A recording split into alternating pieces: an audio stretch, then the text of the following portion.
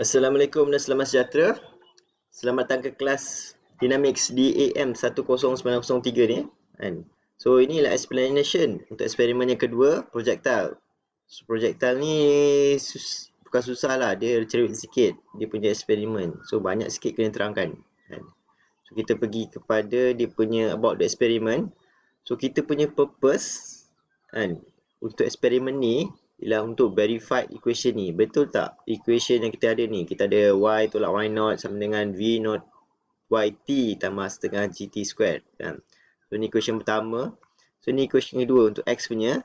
X tolak x naught sama dengan v naught xt. So betul tak equation ni? Verified tak? So apa yang kita akan guna? Kita ada dua eksperimen. So eksperimen pertama, apa yang kita nak cari, sebab kita nak cari V0. Sebab dia tak bagi berapakah value V0. So kita kena cari sendiri. So itu eksperimen pertama. So eksperimen kedua, daripada V0 ni, value yang kita dapat ni V0 ni, kita akan calculate. Lepas tu kita akan dapat distance. So kita masukkan equation V0 ni, kita akan masukkan equation dia untuk part B ni. So kita akan dapat distance sama tak dengan distance yang dalam eksperimen. So itulah kerja kita. Kita kena make sure, bukan make sure lah, kita kena buat eksperimen bahawa yang kita punya calculated distance ni pakai equation adalah sama juga dengan experimental punya distance. So ini kita punya eksperimen.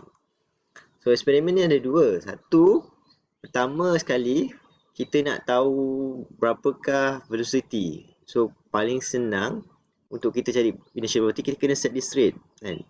Bagusnya, so sebab angle tak ada kan, senang sikit. Dan satu kat sini awak perasan V0y kosong. So yang pertama, kita set the projectile launcher to be horizontal. So kita measure y ni, so bergantung kepada awak punya datum dan direction, sama ada awak nak datum bawah ni ke, datum atas ni ke, direction ke atas positif ke bawah negatif positif ke, so bergantung kepada awak, tak ada masalah. Sebab ini vector. So vector, awak boleh main dengan direction, boleh main dengan datum. So yang kedua, kita akan kira time flight. Sebab yang ni kita tahu y, so y naught. So kat sini actually bila awak guna equation yang sedia ada yang sebelum ni tadi tu, so awak akan dapat dia punya time. So ni cuma calculate je. Sebab ni tak ada concern dengan v naught. Sebab v naught y awak kosong. So yang ketiga ialah kita nak cari x ni. So apa yang kita buat ialah kita masukkan metal ball ni ke dalam launcher ni. Lepas tu kita release. So bila kita release, dia akan ni melengkung ni lah. So dia akan pergi dekat point sini. So ni x. So ini macam mana awak ukur tu sebenarnya akan menjadikan sama ada awak punya data tu precision atau tak precision. Kalau awak buat marking kat sini, memang cantik-cantik, memang cantik gila lah, 90 darjah kan. Lepas tu awak ukur, percayalah cakap saya, kalau awak ukur 5 kali, 5 akan bagi awak dimension yang lain, walaupun location sama. Sebabnya dalam setiap kali awak ukur tu, kemungkinan pembaris awak tu sengit. Sebab kan kemungkinan besar dia sengit. So setiap kali awak ukur akan berlainan. So awak kena dapat itu location yang sama. 5 kali ukur kan. So untuk reduce error yang awak ukur so kita letaklah satu kertas kat sini. So kita letak satu kertas lepas tu kita ukur x1 ni. So x1 ni kita ukur. So x1 ni fix. Kita ukur sekali je. So lepas tu jarak antara h ni dengan point ni itu yang akan berubah. So kalau awak ukur 5 kali, awak akan perasan beza dia pun berubah, tetapi taklah banyak sangat sebab dia pendek kan. So lebih pendek dia punya distance, lebih pendek lah awak punya sengit kan, awak punya measurement sengit kan. So ini lebih inilah cara macam mana awak nak reduce error yang awak buat sendiri. Bukan eksperimen error, tetapi measurement error. So awak kena tahu macam mana awak nak reduce measurement error. Kan? So basically apa yang kita buat, kita make sure X1 kita ni betul, kan? Lepas tu X2 ni akan berubah-ubah. Kan? So eksperimen kita akan insert ball ni. So kita akan tembaklah 5-6 kali. 5 kali saya kat sini kan. So setiap kali tembak ni, so kita akan ukur X2. So kita akan tambah dengan X1. So kita akan dapat value X. So yang ini lepas tu kita measure lah kan. So kita measure kita punya flight of the ball kan. So lepas tu kita akan calculate the initial speeds of the metal ball. So ini different data kan. So data untuk determining the initial horizontal speed. So ini tadi y yang student ni measure, dan dia akan dapat, bukan you lah, dia dapat 0.99 meter. Kan? Kenapa tak adikkan 1 meter pun, pening kepala juga kan budak ni. Kan? So ini yang dia dapat 0.99 meter. So diukur. Kan? So lepas tu dia ukur horizontal distance to the edge tadi, X1 ni. Kan? Apa yang diukur, dia dapat 1.67. So lain kali kalau awak buat, bagilah nombor cantik 1.7. Kan senang kan? Adjust sikit je kan. So lepas tu, ini ialah X sama dengan X1 tambah X2. So basically dia dapat X2. Ni setiap kali trial ni, dia dapat X2.